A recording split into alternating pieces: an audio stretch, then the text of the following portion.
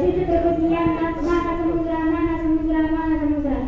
आदरणीय व्यासपीठ गुरुजन वर्ग आणि संपलेल्या माझ्या बालमित्रांनो, आज मी तुम्हाला श्रीछत्रपती एक महान व्यक्तीबद्दल बोलणार आहे. त्या व्यक्तीचा संपूर्ण देशाला अभिमान आहे, अभिमान आहे, अभिमान आहे.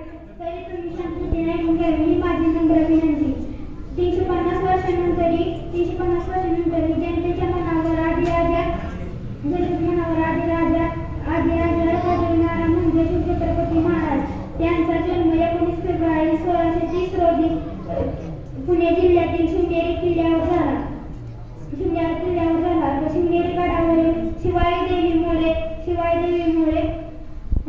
त्यांची माता जिजाबाई यांनी त्यांचे नाव शिवाजी असे ठेवण्यात आले.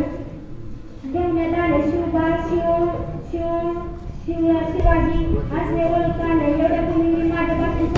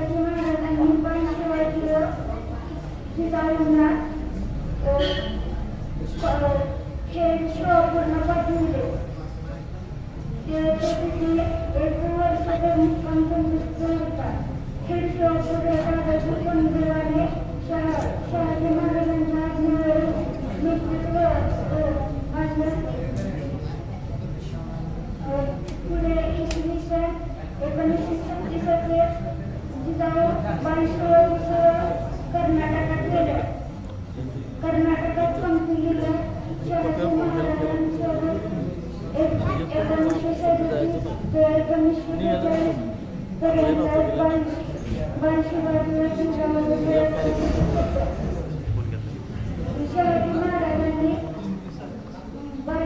शिवाजी 7 वर्षांचे झाल्यावर त्यांना अक्षराला शिकवले. शिवाजी महाराजांनी महादेव पाठाकडून अक्षराला करून घेतली व तलवारबाजी जोरात वाढली. इत्यादी अनेक कलाकारांना त्याच्या क्षेत्रात माहीत असणारे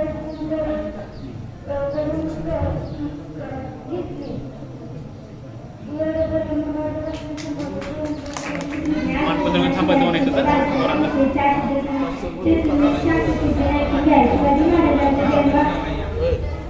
फेब्रुवारी 1630 रोजी शिवनेरी किल्ल्यावरती झालं.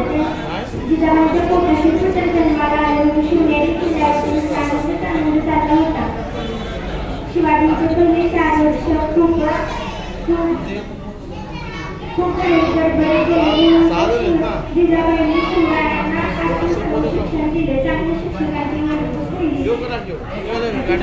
7 वर्षाची पूर्ण झाल्यानंतर खूप शिकू लागले. ती चित्रे लिहिता वाचायला शिकले. शिकू लागले.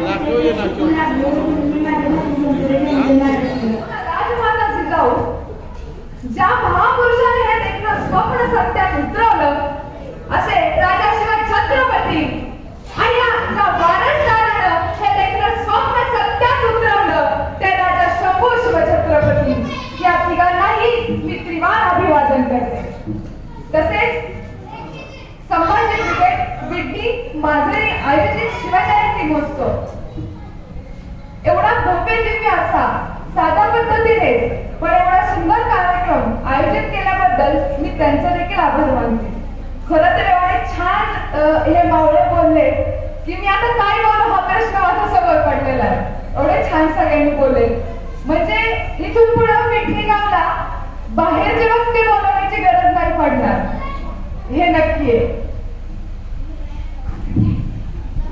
प्रौढ प्रताप पुरंदर क्षत्रिय कुलावतंसः सिंहासनाधीश्वर महाराजाधिराज श्रीमंत श्री श्री श्री छत्रपती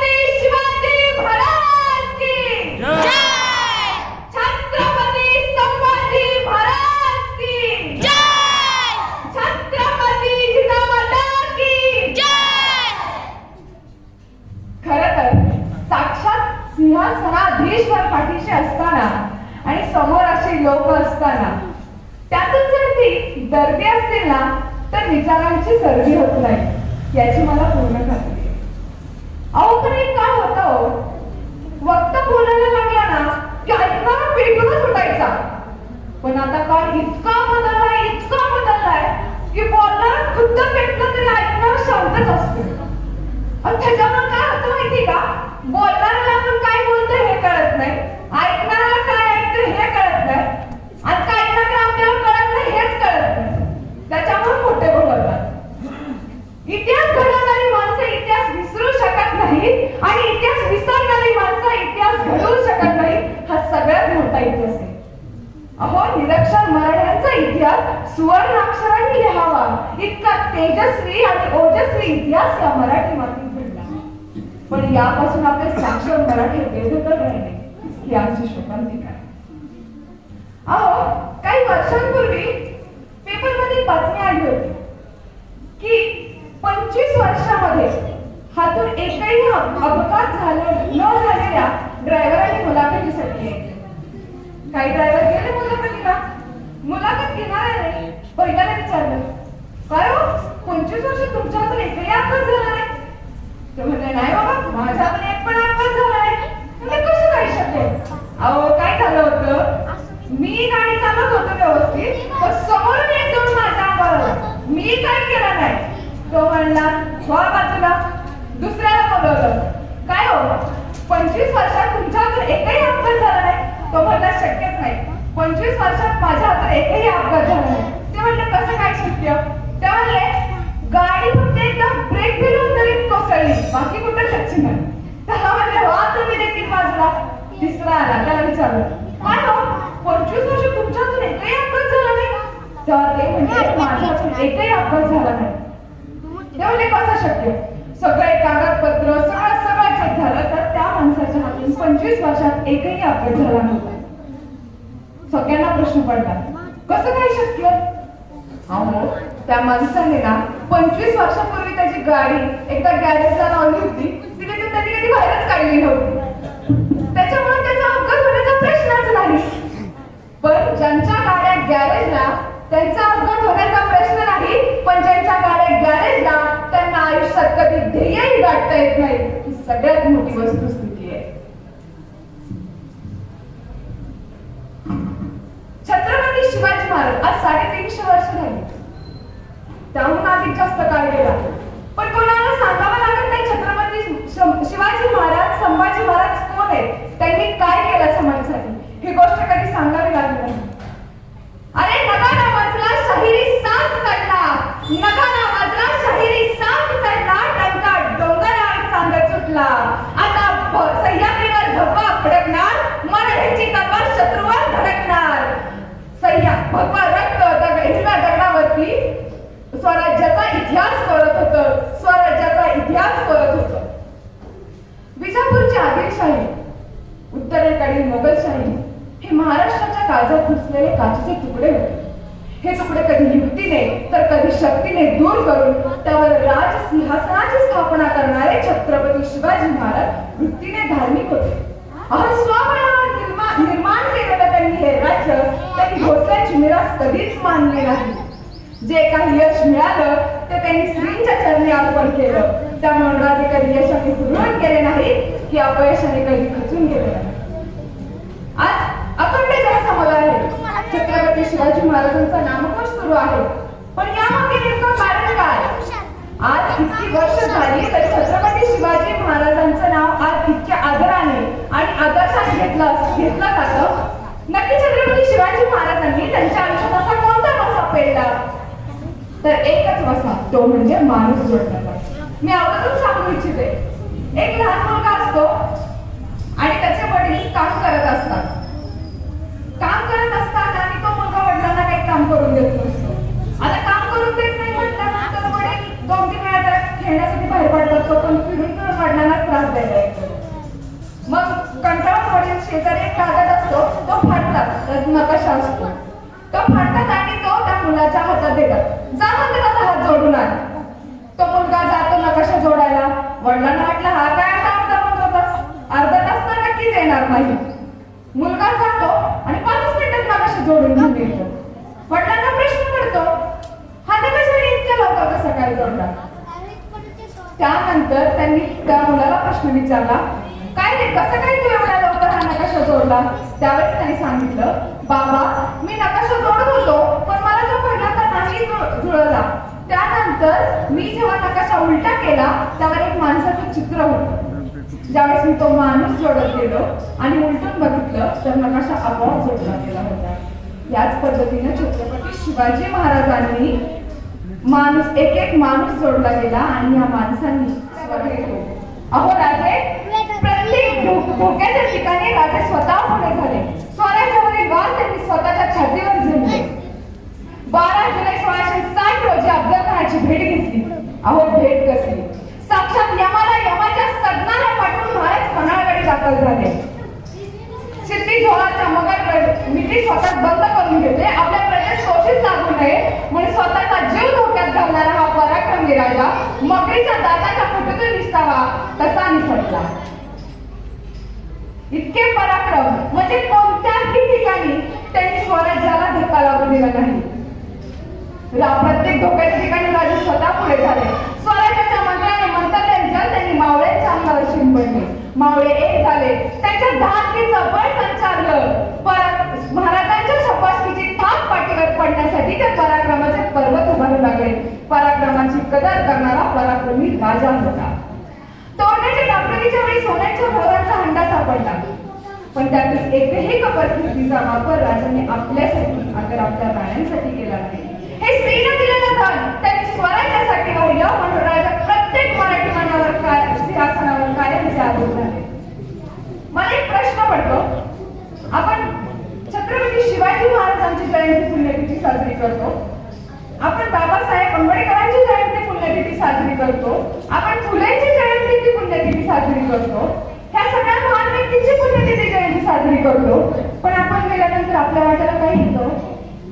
एक फोटो, एक साईडला जन्म, दुसऱ्या साईडला मृत्यू, आणि जास्तीत जास्त वर्षातून एकदा येतो तो महान. ह्या व्यतिरिक्त काय येतं आपल्या वाट्याला? काहीच नाही. कारण या सगळ्या लोकांचं जगणं हे समाजासाठी होतं, देशासाठी होतं, आणि आपलं जगणं फक्त आपल्यासाठी. कोणतरी एखादा उठून म्हणतो आणि मला समाजसेवा करायचे, त्याला विचारलं काय होतं तुला, का समाजसेवा करायचे? तेव्हा तो म्हणतो मला आवड आहे म्हणून समाजसेवा करायची.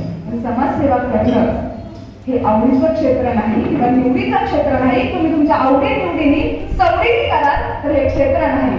जर ह्या क्षेत्रात आलाय समाजसेवेच्या तर तुम्हाला दगड धोंडे खावे लागतील, शिव्याश्राप खावे लागतील, तर तुम्ही शेवटा यशापर्यंत पोहोचणार.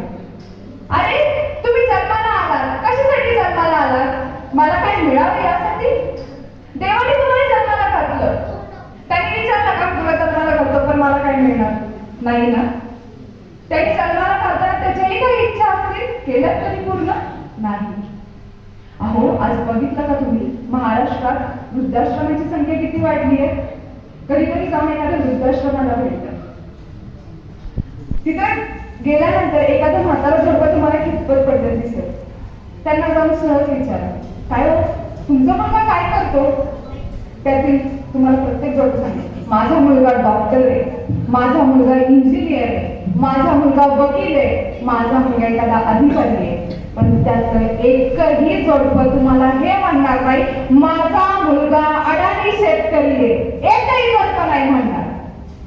मग आई वडील कोणाचे जातात वृद्धाश्रमात? शिकल्याचं वडिलांचे.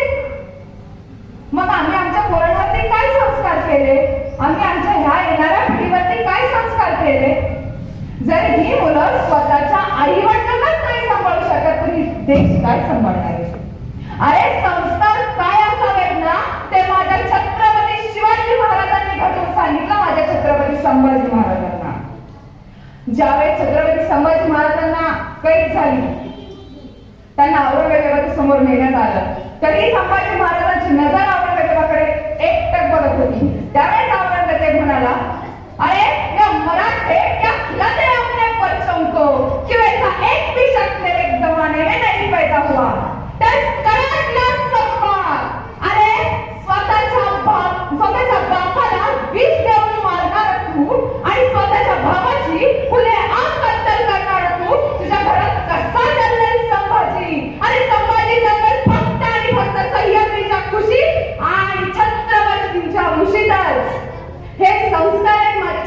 शिवाजी महाराजांचे हे विचार आहेत माझ्या छत्रपती शिवाजी महाराजांचे. व्हिएतनाम तुम्ही देशाचं नाव ऐकलं असेल. देश खूप छोटा आहे हा, पण 20 वर्ष अमेरिकेशी झुंजत होता. 20 वर्षानंतर तो देशही जिंकला. त्यानंतर त्यांचे जे संरक्षण मंत्री आहेत ते आपल्या भारतात आले होते आणि भारतात आल्यानंतर एक परंपरा आहे, जेव्हा परदेशी पाहुणे आपल्या भारतात येतात तेव्हा त्यांना शांतीवन, कुतुब मिनार यासारखी ठिकाणं दाखवण्याची पद्धत आहे. जेव्हा त्या भारतात आल्या तेव्हा आपले संरक्षण मंत्री त्यांना घ्यायला गेल्यानंतर त्यांना घेऊन जाताना त्या पहिल्यांदा म्हटल्या की मला रायगडावरती छत्रपती शिवाजी महाराजांच्या दर्शनाला जायचं. न राहून आपल्या संरक्षण मंत्र्यांनी विचारलं का हो, असं काय आहे तिथं, तुम्हाला का छत्रपती शिवाजी महाराजांचं दर्शन घ्यायचं. त्यावेळेस त्यांनी सांगितलं ज्यावेळेस आम्ही अमेरिकेशी लढत होतो, जेव्हा व्हिएतनाम हा देश अमेरिकेशी लढत होता त्यावेळेस म्हटले आमच्या सैन्यामध्ये छत्रपती शिवाजी महाराजांचे गाथा सांगितली जायची, शौर्य गाथा सांगितली जायची. त्यामुळे आमच्या देशातील प्रत्येक तरुण या सैन्यामध्ये दाखल झाला आणि पर्यंत लढला. तेव्हा आम्ही 20 वर्षानंतर अमेरिकेला पोहोचू शकलो. त्यामुळे छत्रपती शिवाजी महाराज हे आमचं आदर्श स्थान आहे. ते गनिमी काव्याचे जनक आहे म्हणून छत्रपती शिवाजी महाराज हे आमच्यासाठी आदर्श आहे. त्यामुळे मला माझी इच्छा होती ज्यावेळेस मी भारतात जाईल त्यावेळेस सर्वप्रथम मी छत्रपती शिवाजी महाराजांच्या रायगडावरती जाऊन त्यांचं दर्शन घेईल. हे माझी भाग्याची गोष्ट आहे. ह्यावरून एकच कळतं की फक्त आणि फक्त या देशालाच महासत्ता जर बनवायचं असेल तर छत्रपतींचे विचार त्या देशाला महासत्ता बनवू शकतात. पण आजचं जर वर्तमान बघितला, आजची जर परिस्थिती बघितली तर एखादा वेडावलेला हंगामाला कवी म्हणतो राजाच्या शिपाईने चकमा केला तुम्ही सिद्धीला, त्याच पन्हाळ्यावरच्या पंचतारांकित हॉटेलमध्ये आज तुमचेच मावळे नाचवतायत, नागवतायत आणि नाचवतायत कल्याणच्या सुभेदारांच्या सुनास राजे. राजे नाचण्याबद्दल केलं जात नाही घात कलम, उलट आणखी केले जातात बळकट आणखी एखादा अत्याचार करण्यासाठी किंवा काळ्या खोटांचे प्रपंच चालवण्यासाठी. राजे तानाजी बाजी मुरारबाजी देखील बोलू लागले खिदरांची भाषा. आपल्याच डोळ्यात देखत आपल्याच बायका पोरांची कत्तल होत असताना बदलत नाही त्यांच्या चेहऱ्यावरील रेषा. राजे तुमची याद येते, अहो राजे तुमची याद येते कचेरीतल्या तुमच्या तस्वीरीकडे बघून. मग आम्ही करतो नियोजन शिवजयंतीचं, पण घालतो वार तुमचा जन्मसाल 1627 की 1600. आता काय सांगू राजे, महाराष्ट्रात हल्ली तुम्ही तीनदा जन्माला येताय. नशीब तुम्ही जन्माला आला होतात की नाही यावरून अजून वाद सुरू झाला नाही राजे. राजे अशा वेळी वाटतं तुम्ही असायला हवे होतात. राजे अशा वेळी वाटतं तुम्ही असायला हवे होतात, पण तुम्ही नाही आहात तेच बरं आहे.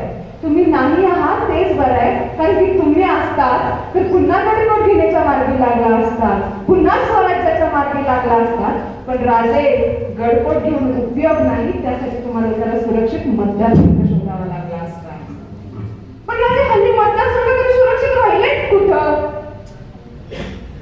त्यासाठी तुम्हाला एखाद्या श्रेष्ठींच्या पायी झुकावं लागलं असतं. अहो आग्र्याच्या भेटीत मागच्या रांगेत उभं केलं म्हणून दरबार त्यागणारे तुम्ही पुन्हा झुकणार कसं? तुम्ही म्हणाल नसेल तानाजी बाजी मुरारबाजी नसू दे, अपक्ष म्हणून उभं राहू. मला एकतरी तानाजी भेटेल? हो भेटेल ना. तुम्ही त्याला सांगा जा तानाजी. कोणाला निघून तो आधी विचारा महाराज पगार किती देणार, महागत आहे का? आणि एवढं सगळं करून जर लागलाच कोणावर लढू तर हल्लीचं युग मोबाईलचं आहे राजे. हलून कुठेतरी मोबाईल करत आणि म्हणत काय अरे तानाजी काय नाही का फुका मारतोय तू, इथं सगळं खाली गडाच्या खाली शिकून गरमागरम तयार आहे आणि तू येड्यागत लढतोय. अरे तू लढून तुला काय मिळायचं? किल्ला मिळायचा शिवाजीसनी आणि तुला काय मिळतंय? लायकीची राहिली कुठं? पैसे घेऊन देणारी बाई आणि पैसे घेऊन मत देणारी जनता यांच्यात तरी फरक उरलाय कुठं? सांगा यांच्यात तरी फरक उरलाय कुठं? आणि तुमची इच्छा झाली ना राजे की पुन्हा यावं तर येताना एकटे येऊ नका, येताना माँ साहेब जिजाऊंना सोबत घेऊन या. जोपर्यंत या भूमीमध्ये माँसाहेब जिजाऊ जन्माला येत नाही ना तोपर्यंत शिवाजी उभा राहत नाही. पण हल्ली आमचं राजे विज्ञान इतकं पुढे गेलंय की गर्भात मुलगी आहे का मुलगा हे आधीच कळू लागले. त्याच्यामुळे जिजाऊ जन्माचा प्रश्नच नाही आणि मग शिवाजी उभं राहायचं तर कुठे कुठे दूरपर्यंत प्रश्न येत नाही. राजे आमची पोरं शिवजयंती उत्साहात साजरी करतात. आमची ही तरुण पिढी उत्साहात साजरी करते. हे सगळ्यांनाच नाही म्हणत आहे मी, पण ह्यातली निम्मी पिढी जेव्हा ज्योत आणायला जाते तेव्हा त्यांनी किती अंतर काढलं, हे गाडीतल्या किती बाटल्या संपल्या यावर खर्च राहते. राजे आमच्या तुम्हाला सुपारीच्या खंडाचं व्यसन नव्हतं राजे, पण आमच्या पोरांना टाकल्याशिवाय पळताच येत नाही. आमच्या पोरांचा लोभच झालाय टाकाल तर टिकाल. आज आम्ही आमच्या महामार्गांना नावं दिली, छत्रपती शिवाजी महाराज महामार्ग, छत्रपती संभाजी महामार्ग, पण त्यांनी जो मार्ग दाखवला त्यावरती चालायला मात्र आम्ही विसरून गेलो. आमच्या पोरांना, आमच्या या तरुण पिढीला आम्हाला कळलंच नाही छत्रपती शिवाजी महाराज हा डोक्यावर घेऊन नाचायचा विषय नाही हो. छत्रपती शिवाजी महाराज हा डोक्यात घ्यायचा विषय. आणि ज्यावेळी छत्रपती शिवाजी महाराज डोक्यात जातील ना त्यावेळेस खरं स्वराज्याचं सुराज्य झाल्याशिवाय राहणार नाही. काही वर्षांपूर्वी मुंबईमध्ये दंगल झाली होती. दंगल का झाली, कशी झाली, परंपरा ह्यावरून दंगल झाली. आणि दंगल झाल्यानंतर काही गुंडांनी एका चाळीमध्ये एक मुलगी एकटीच राहत होती.